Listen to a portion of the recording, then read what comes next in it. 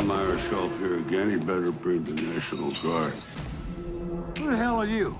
I was sent to kill you. All right, let's cut the nice guy act. Tulsa is burning and nobody's safe. Episode 8 doesn't feel like build-up anymore. It feels like a warning shot before the execution. Nothing is over, please. That title's basically Sheridan flipping us off while tightening the noose around every single character we thought was untouchable. The walls are closing in, the betrayals aren't whispered anymore. And Dwight? He's not the hunter this time, he's the bait. This episode isn't teasing chaos, it is chaos, slow roasted and served with a side of humiliation.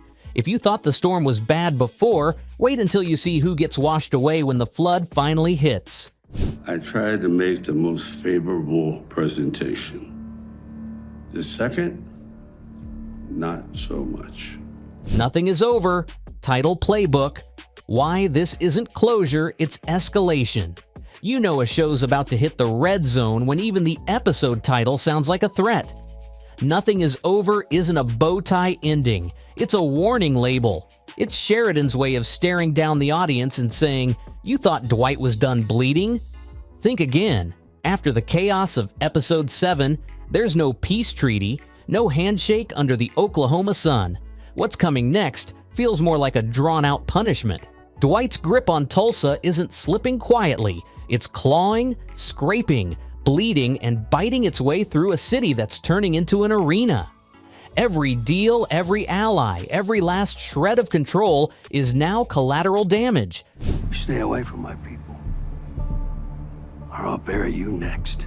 Because here's the thing, nothing is over isn't about closure, it's about aftermath. It's the echo after the explosion when the dust clears, just enough to show who's still standing and who's crawling. Dwight's enemies are multiplying faster than his allies can reload. The Dunmeyer family's in a public meltdown. The feds are circling like vultures. And even Dwight's loyal circle is starting to look like a deck of mismatched cards. The trailer makes it painfully clear. There's no regrouping. There's no next phase. There's only survival in a war that's gone from criminal chess to bare-knuckle chaos. And let's not pretend this is the setup for a calm finale. Sheridan doesn't do quiet exits. He burns his way out. Nothing is over might sound like a character mantra, but really, it's a dare to Tulsa, to the audience, and to Dwight himself. Because when the king finally realizes the throne's been rigged with explosives, the question won't be if he falls, it's how many people he drags down with him. Episode 8 isn't promising resolution, it's promising retribution. And in true Tulsa King fashion, that means someone's walking away in cuffs, in a coffin, or in complete denial that this war was ever about control to begin with. Mr. Sackrider, based on your standing in the community, you're pre-approved for 100,000. What? Dwight's last stand move. What Episode 8? Trailer hints about him going big or going under. If there's one thing we've learned about Dwight Manfredi, it's that he doesn't fade out quietly. He detonates. The Episode 8 trailer screams last stand energy, and you can feel it in every frame. This isn't Dwight scheming from the shadows anymore. This is a man cornered, stripped of his patience and ready to go nuclear. You see it in his face, the shift from strategy to survival. The king of Tulsa might be losing his empire, but he's not going to hand it over neatly. The tone is desperate, sure, but it's also deliberate, like a man who knows his next move could burn everything, including himself. And he's fine with that. I control the law. And the governor. For now. You know, the thing about people, This last stand doesn't feel like the end of a boss. It feels like the beginning of a martyr. Dwight's enemies have overplayed their hand. The feds tightening the screws, Dunmeyer turning Tulsa into a pressure cooker, and the city's vultures circling his losses like it's feeding time.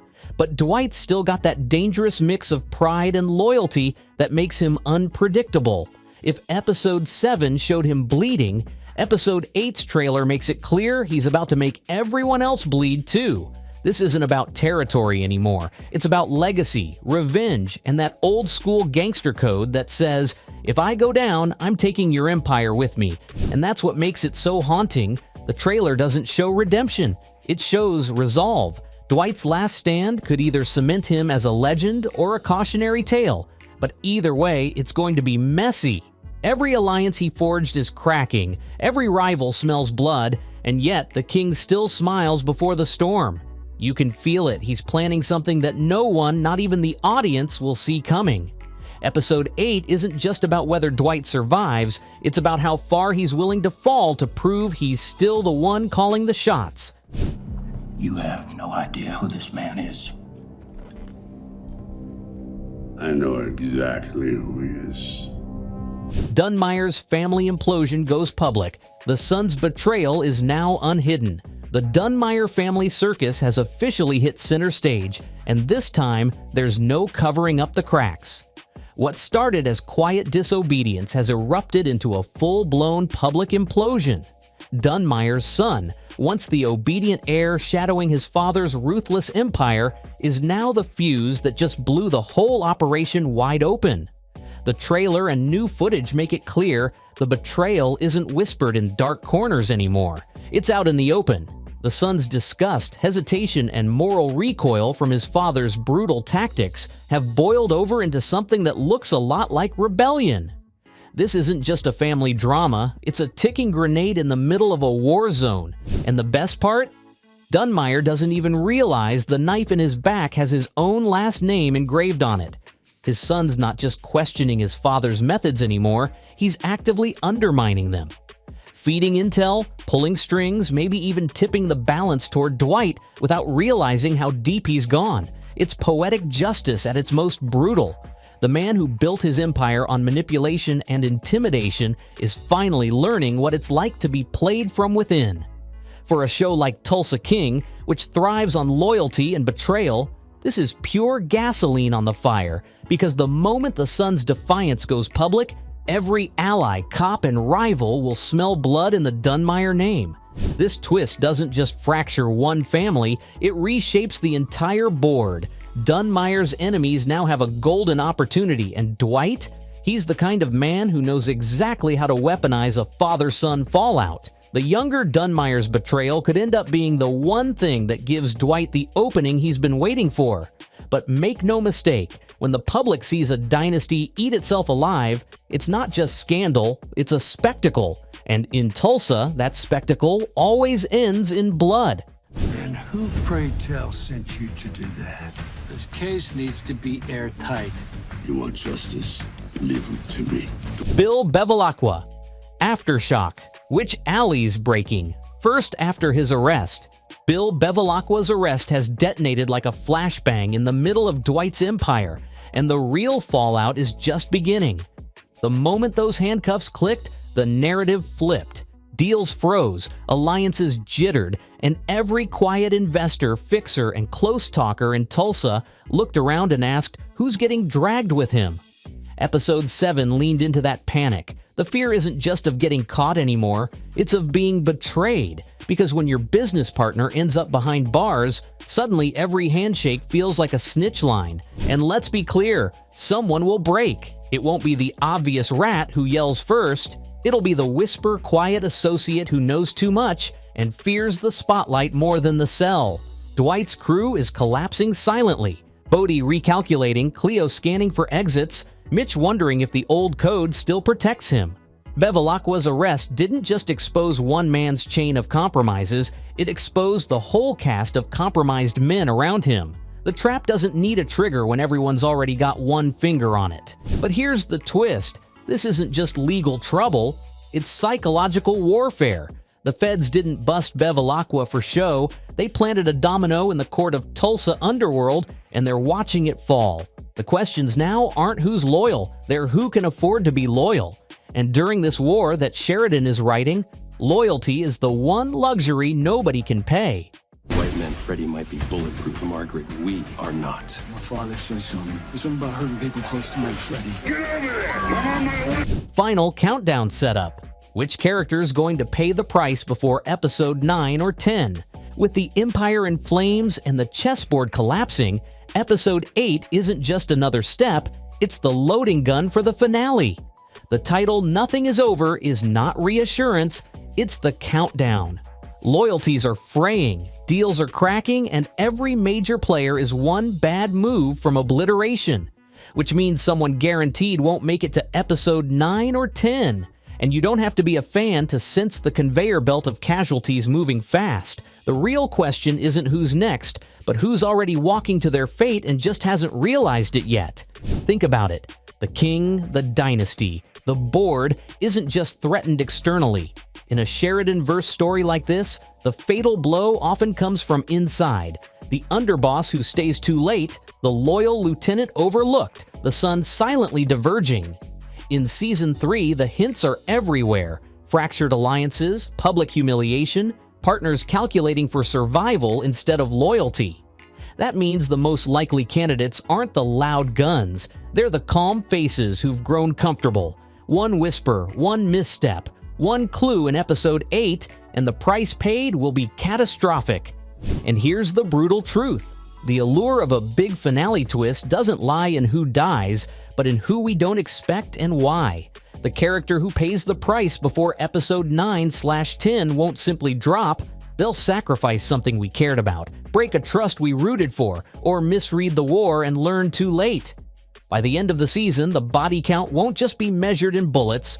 It'll be measured in lost faith, destroyed legacies, and the moment a king finally realizes his reign was built on sand. Episodes 8 through 10 aren't about winning, they're about which one of these characters finally stops playing the game and walks into the fire. Renzetti invasion accelerated, our new players taking over, while the big dogs fight. Here's the dirty secret. While Dwight's crew is bleeding and the Dunmeyers are stabbing each other, the Renzettis aren't waiting for permission. They're moving.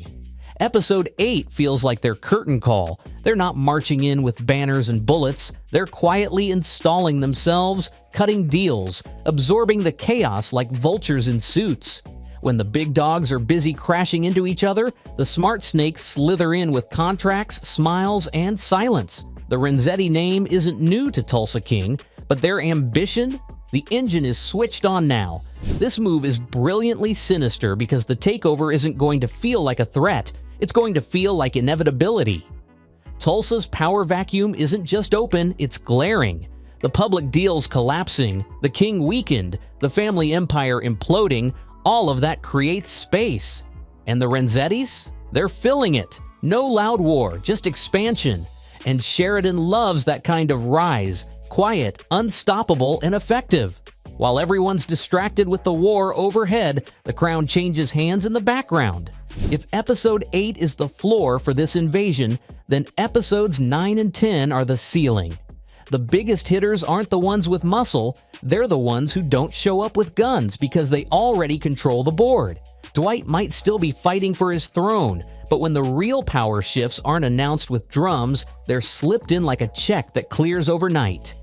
Hearts will break, alliances will flip, and the Renzettis, they'll just smile, sip bourbon, and quietly get their Kingmaker badge. And there it is, Tulsa's empire officially bleeding out for everyone to see. The alliances are done, the masks are off, and by the time Episode 9 hits, someone's blood, or legacy, is going to stain the streets. Sheridan's playing dirty this season. No clean heroes, no safe exits, no quiet retirements. Whoever survives the next episode isn't winning. They're just buying time before the fall. So yeah, nothing is over isn't a promise, it's a threat. And judging by what we've seen, that threat's about to cash in big. Buckle up because the next hit in this war is going to hurt way more than anyone's ready for.